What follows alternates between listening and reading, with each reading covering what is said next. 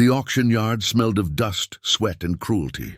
Wooden pens creaked under the weight of bodies treated like cattle, and the afternoon sun burned without mercy. Men gathered with coins in their palms and judgment in their eyes. Among them stood Caleb Boone, a quiet cowboy with a weather-beaten face and a past he never spoke of. He had come only to buy a mule, nothing more. But fate had a crueler plan waiting beneath the gallows-like auction stand. When the auctioneer's voice rang out again, the crowd shifted and she was pushed forward, a native girl. Barely 19, wrists bound, chin raised defiantly despite the bruises on her arms. Her dark hair hung loose, eyes blazing like wildfire trapped in flesh. "Next lot," the auctioneer barked. "Strong, healthy, won't break easy." Laughter rippled through the crowd. She didn't flinch. When the bidding started, it was insultingly low. $1. Another voice laughed and said $2. Caleb didn't even realize he had spoken until the words left his mouth. $2. The crowd turned. The girl's eyes locked onto his, not with gratitude, but fury. As the hammer slammed down, sealing her fate, she spoke, her voice sharp as flint. "You'll regret this," she said clearly. "I won't obey." Silence fell heavy. Caleb felt something shift inside him, something old and buried. He walked forward, paid the coins, and cut the rope from her wrists. She didn't thank him. She walked beside him, like a storm walking beside a mountain. The ride to his ranch was long and wordless. She finally broke the silence. "My name is Iana," she said. "I belong to no man." Caleb nodded. "You don't belong to me either," he replied. She laughed bitterly, not believing him. When they reached the ranch, instead of locking her inside, Caleb pointed toward the barn. "You can sleep there or leave. Your choice." She stared at him, suspicion battling exhaustion. That night she didn't run. She watched. She waited. Over the days that followed, she learned this cowboy was not like the others. He didn't order. He didn't touch. He left food outside her door. Slowly, the fire in her eyes shifted, not dimmed, but redirected. She learned Caleb had lost his wife and child to men who wore lawman badges and carried no mercy. He learned Ayana's tribe had been slaughtered for land, her voice taken seriously by no one. Two broken souls shared the same silence. But the town was watching. A man who bought a native girl for $2 was not seen as a savior. He was seen as an owner. Rumors spread. Threats followed. And one night, flames rose on the horizon. The past had come to collect its debt. Before the fire reached the ranch, Ayana stood beside Caleb, bow in hand, eyes calm. "I warned you," she said softly. "You'll regret this."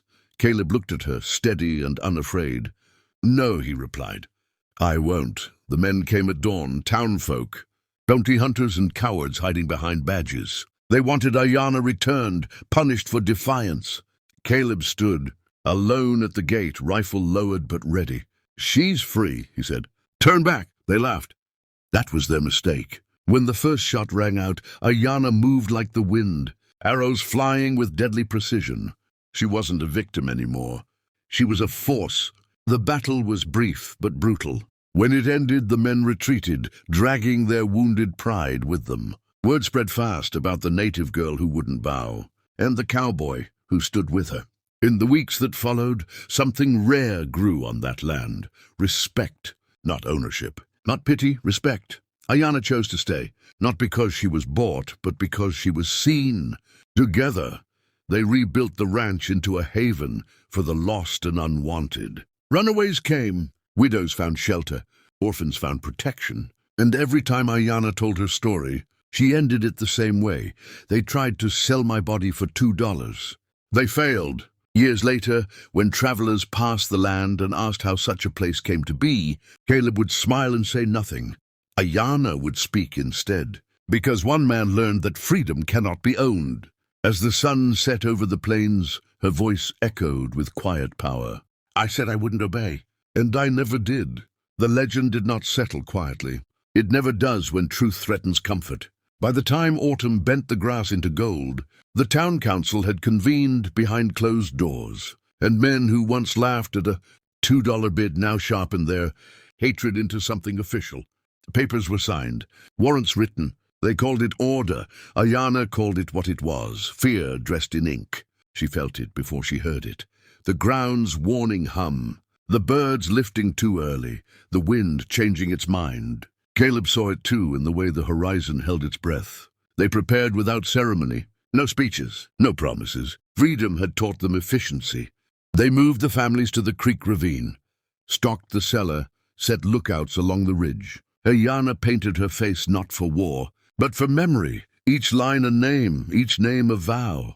When the first riders appeared, dust blooming behind them like a bad omen, she did not tremble. She smiled, small and fierce. The posse arrived at noon, uniforms crisp, eyes dull. At their head rode Marshal Harlan, the same man whose badge had once gleamed as villages burned. He read the warrant aloud, his voice flat, practiced. "Property unlawfully detained," he said, not meeting Ayana's gaze. She stepped forward anyway. "Read it again," she told him, "slower. Maybe the lie will choke you." Murmur rippled through the crowd, gathered behind the fences, runaways, widows, children who had learned the shape of safety here. Caleb stood at her side, rifle grounded, posture unyielding. "There's no property here," he said. "Only people," Harlan sneered. "People obey the law." Ayana's laugh rang clear as glass. "Laws obey justice," she answered, "or they rot." What followed was not the thunder the marshal expected. It was a stillness so deep it frightened even the horses. Then the children